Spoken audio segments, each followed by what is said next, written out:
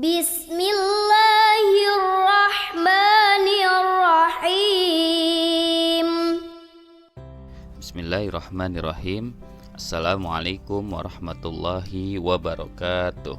Ya teman-teman, jumpa lagi dengan Pak Jai. Kali ini kita bertemu untuk membahas materi pelajaran tematik. Ya, tematik kita sudah sampai di tema 3, subtema 1, pembelajaran 3. Ya baik, siapkan buku paketnya, siapkan alat tulisnya, kita mulai belajarnya. Ya, seperti biasa, sebelum dimulai kita buka dengan berdoa. Berdoa dimulai. A'udzubillahi minasyaitonirrajim. Bismillahirrahmanirrahim. Raditu billahi rabba wa bil islami dina wa bi Muhammadin nabiyya wa rasula. Rabbi zidni ilma warzuqni fahma. Allahumma anfa'ni bima 'allamtani wa 'allimni ma yanfa'uni wa zidni ilma. Ya, alhamdulillah, semoga doa kita dikabulkan oleh Allah Subhanahu wa taala. Amin. Ya, teman-teman, di pembelajaran ketiga kita akan mempelajari yang pertama, mengidentifikasi fungsi bagian tumbuhan. Yang kedua, menjelaskan cara menjaga kelestarian alam.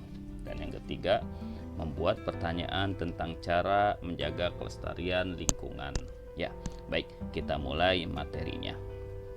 Ya, kalian bisa lihat di sini ada gambar sebuah pohon.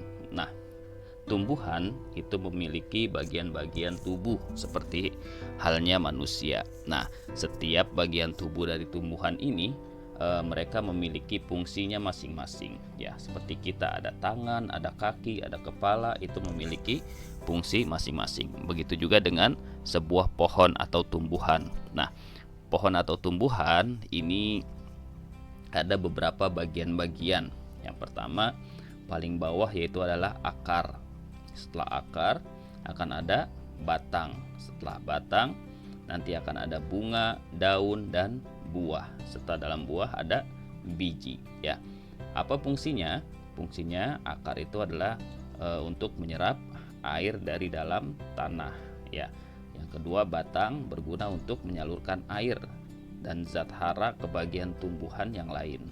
Terus daun berguna untuk membuat makanan bagi tumbuhan. Terus bunga berguna untuk perkembangbiakan, dan buah itu gunanya untuk melindungi biji, sedangkan biji tersebut sebagai calon tumbuhan yang baru. Ya, baik, kita akan membahas bagian-bagian tumbuhan dan juga fungsi-fungsinya. Ya, yang pertama adalah daun. Apa fungsi daun? Daun ini bagi tumbuhan berguna untuk membuat makanan atau fotosintesis. Ya, dan daun juga berguna untuk tempat proses pernapasan bagi tumbuhan atau respirasi disebutnya. Dan yang terakhir, daun ini berguna untuk tempat penguapan air atau transpirasi. Ya, daun sebagai tempat fotosintesis, gutasi, respirasi, asimilasi, transpirasi, dan terjadinya proses metabolisme. Ya, ini adalah fungsi dari daun. Bagaimana kalau tumbuhan yang tidak memiliki daun? Ya, setiap tumbuhan pasti memiliki daun, hanya saja bentuk-bentuk daunnya itu berbeda-beda. Ya, karena mereka membutuhkan makanan atau suplai makanan, maka daun ini berfungsi untuk membuat makanan atau berfotosintesis. Ya,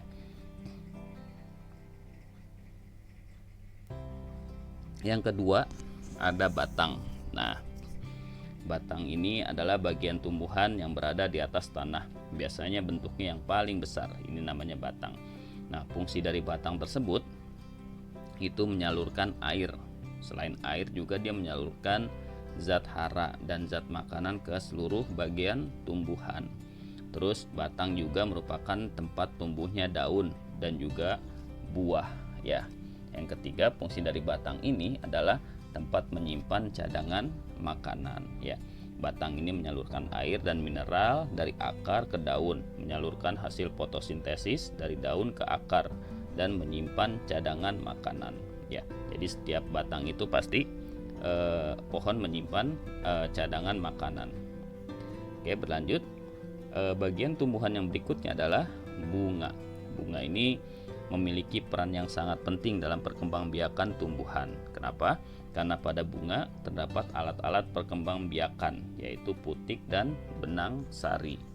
Nah, bagian dari bunga itu tersusun atas beberapa bagian. Ya, diantaranya adalah ada mahkota, kelopak, tangkai, putik, dan benang sari. Lalu ada biji dan buah. Ya, kalau ada tanaman yang berbunga atau tanaman buah, dia ada memiliki biji dan buah. Kalau hanya bunga saja, berarti bunga itu adalah proses perkembangbiakannya dari sebuah pohon atau tumbuhan. Nah, kalau dari biji itu juga proses perkembangbiakannya. Nah, biji dan buah putik yang telah diserbuki oleh serbuk sari itu akan tumbuh menjadi sebuah biji. Biji dilindungi oleh daging buah. Nah, kalau tumbuhan buah misalkan seperti mangga, nah mangga ini berarti proses pertumbuhannya atau perkembangbiakannya melalui biji. Tapi kalau pohon-pohonan atau tumbuh-tumbuhan yang berbunga seperti bunga matahari, nah ini juga dari biji, tapi bijinya tidak mengandung buah. Ya, lanjut. Biji dan buah ini fungsinya adalah sebagai sumber gizi yang akan dikonsumsi oleh manusia dan hewan. Ya, jadi pohon itu memang yang diambil dari hasilnya adalah buahnya atau bunganya, ya, karena ini adalah bagian yang dapat dimanfaatkan oleh manusia selain batang dari pohon. Ya, fungsi buah adalah tempat penyimpan makanan cadangan, membungkus dan melindungi biji. Berfungsi juga untuk membantu proses penyebaran biji. Ya, ini adalah fungsi biji dan buah. Selanjutnya, bagian dari tumbuhan adalah akar. Ya, akar ini merupakan bagian tumbuhan yang tumbuh di dalam tanah. Ya, fungsinya sebagai pondasi bagi pohon tersebut. Nah, selain itu, akar juga menyerap air, pemasok mineral, pemasok oksigen atau O2, dan juga tempat menyimpan cadangan makanan. Nah, akar ini ada beberapa macam. Ada akar serabut dan akar tunggang. Akar serabut ini dimiliki oleh tumbuhan berkeping satu. Contohnya padi dan jagung, ya. Dan akar tunggang dimiliki oleh tumbuhan berkeping dua. Contohnya mangga, jambu, dan pohon-pohon buah lainnya. Ya, lanjut. Nah, fungsi dari akar yang pertama menyerap air dan zat hara dari dalam tanah, terus menguatkan berdirinya tumbuhan pada tempat dia tumbuh. Jadi akar itu sebagai pondasi dirinya. Kalau akarnya tidak kuat, maka tumbuhan itu akan mudah terkena angin atau akan mudah jatuh, ya. Bisa rubuh nanti kalau nggak ada akar, ya. Tapi kalau akarnya kuat, maka dia semakin besar batangnya, dia masih bisa menopang untuk tidak rubuh. Yang ketiga, menyimpan cadangan makanan. Ini adalah salah satu fungsi akar. Ya, berlanjut ke jenis-jenis akar. Yang pertama ada tadi akar nafas. Ya, ada akar tunjang dan ada akar gantung. Ya, kalian bisa lihat di gambar. Ini adalah contoh dari beberapa macam akar atau beberapa jenis akar. Ya, lanjut. Materi berikutnya adalah menjelaskan cara menjaga kelestarian lingkungan. Ya, bagaimana cara menjaga kelestarian lingkungan? Ya, tentunya dengan menanam tumbuhan atau bunga atau pohon-pohon yang dapat mencegah terjadinya banjir atau tanah longsor. Nah, kegiatan menanam tumbuhan adalah sebuah contoh yang baik dalam menjaga keseimbangan dan juga kelestarian sumber daya alam. Kegiatan ini harus dijadikan sebagai salah satu kebiasaan baik yang dapat menjadi contoh untuk generasi berikutnya. Ya, jadi kalau kita menanam tumbuhan, walaupun kita tidak menikmati, tapi nanti generasi berikutnya akan menikmati tumbuhan tersebut, entah itu dari buahnya, entah itu dari batangnya, atau dari rindang daunnya, itu akan dinikmati oleh generasi berikutnya. Ya, jadi akan semakin memanjang fungsinya. Nah, eh, bagaimana cara menjaga kelestarian alam? Ya, cara menjaga kelestarian alam bisa kita lakukan di semua tempat, bisa di lingkungan rumah, bisa di lingkungan masyarakat, bisa di lingkungan sekolah. Nah, kalau di lingkungan sekolah, biasanya kita menanam tanaman-tanaman yang tidak terlalu besar, dan biasanya tempat menanamnya adalah di pot, sebuah pot atau wadah. Nah, kalian bisa membuat sebuah pot dengan cara mencari sebuah botol air mineral bekas atau kaleng bekas atau wadah plastik bekas yang dapat kita jadikan sebagai pot. Nah, dari wadah tersebut, botol mineral atau kaleng bekas itu bisa diberi sedikit lubang di bawah wadah. Untuk apa fungsinya? Fungsinya adalah untuk mengeluarkan air agar kandungan air tidak tersumbat di dalam pot yang menjadikan tanah tersebut menjadi becek atau lembek ya. Nah, yang kedua, isi wadah tersebut dengan tanah secukupnya ya. Kalian bisa mencari tanah, atau jika tidak ada tanah atau susah dicari tanahnya, kalian bisa membeli media tanam yang ada di tukang-tukang bunga. Nah, itu biasanya mereka menjual media tanam yang isinya berupa tanah yang siap untuk dipakai menanam buah atau bunga. Nah, yang ketiga, silakan kalian pilih biji-bijian yang akan kalian tanam, misalnya biji cabai, biji tomat, atau kacang hijau. Nah, masih banyak lagi berbagai macam tanaman yang bisa kalian tanam. Ya, selanjutnya masukkan biji tersebut ke dalam pot yang telah kamu siapkan sedalam 3 cm. Jadi tidak terlalu dalam dan tidak terlalu di atas. Kalau terlalu di atas nanti bisa dimakan semut atau bisa dimakan binatang-binatang yang lain. Tapi kalau terlalu dalam juga dia tidak akan bisa untuk keluar. Jadi tenaga untuk keluarnya masih belum ada ya. Jadi khawatir malah jadi membusuk di dalam tanah ya. Lanjut, siramlah dengan air secukupnya. Jadi ini merupakan sebuah cara merawat bibit agar supaya cepat berbuah dengan cara disiram, karena tumbuhan itu memerlukan air dan juga oksigen untuk hidup ya. Yang keenam, mintalah izin kepada gurumu untuk menyimpan pot-pot tersebut di luar kelas agar terlihat rapi dan indah ya. Kalau di sekolah kita tentunya pohon-pohonan tersebut sudah ada yang merawat ya, di depan kelas maupun di pinggir-pinggir lapangan ya. Yang ketujuh, siram dan rawatlah tanamanmu setiap hari. Jadikan ini sebagai kewajibanmu menjaga tanaman yang telah kamu tanam ya. Ini adalah cara menjaga kelestarian alam di lingkungan sekolah ya, kelestarian tumbuhan di lingkungan sekolah.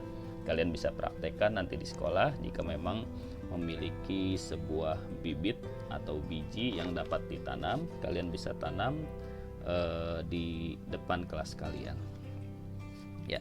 Kita berlanjut ke materi berikutnya, membuat pertanyaan tentang cara menjaga kelestarian lingkungan ya. Kalau membuat pertanyaan materinya, berarti kita harus tahu dulu apa saja yang termasuk ke dalam kata tanya. Nah, biasanya apa saja? Kata tanya ini biasanya orang menanyakan dengan kata apa, berapa, siapa, di mana, kapan, mengapa, dan bagaimana. Nah, setiap kata-kata itu memiliki fungsi, tidak hanya asal atau sembarang menggunakan kata tersebut ya. Kata tanya dan fungsinya. Yang pertama adalah apa. Apa ini fungsinya untuk menanyakan hal atau peristiwa yang terjadi, yang sedang terjadi atau yang sudah terjadi. Ini adalah fungsi dari kata tanya apa. Misalnya, apa warna kesukaan kamu, apa yang kamu makan. Nah, ini biasanya menanyakan sesuatu peristiwa yang terjadi. Berapa berfungsi untuk menanyakan jumlah, biasanya berapa jumlah uangmu. Nah, ini adalah kata tanya yang menanyakan jumlah. Terus selanjutnya siapa. Siapa ini berfungsi untuk menanyakan pelaku atau orang yang terlibat dalam peristiwa ya. Lalu di mana. di mana ini berfungsi untuk menanyakan tempat kejadian peristiwa. Nah, selanjutnya adalah kapan. Kapan ini fungsinya menanyakan waktu kejadian peristiwa. Biasanya menanyakan sebuah waktu kapan peristiwa itu terjadi. Terus mengapa? Mengapa ini fungsinya untuk menanyakan sebab terjadinya peristiwa. Nah, biasanya kalau ada mengapa, ini menanyakan tentang terjadinya peristiwa. Mengapa peristiwa itu terjadi? Nah, ini adalah kalimat tanya atau kata tanya mengapa. Yang terakhir adalah kata tanya bagaimana. Ini fungsinya untuk menanyakan keadaan atau proses terjadinya peristiwa. Jadi menanyakan keadaan atau proses terjadinya peristiwa ini bagaimana. Nah, seperti itu ya. Ya, itu adalah macam-macam dari kata tanya dan fungsi-fungsinya. Ya, di buku kalian bisa melihat di halaman 19. Di situ ada sebuah teks tentang kegiatan Nina dan keluarganya. Ya, kita baca. Nina dan keluarganya memiliki hobi yang sama, yaitu menanam berbagai macam tanaman. Banyak jenis tanaman di rumah Nina yang tumbuh subur.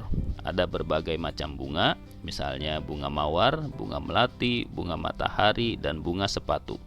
Ada juga tanaman yang dapat berbuah, misalnya mangga, jambu, pepaya, dan tomat. Selain itu, Ibu Nina juga menanam sayur seperti sawi, bayam, dan cabai. Setiap hari, Nina dan keluarganya merawat tanaman tersebut. Dari tanaman tersebut, keluarga Nina dapat menikmati pemandangan yang indah dan udara yang sejuk.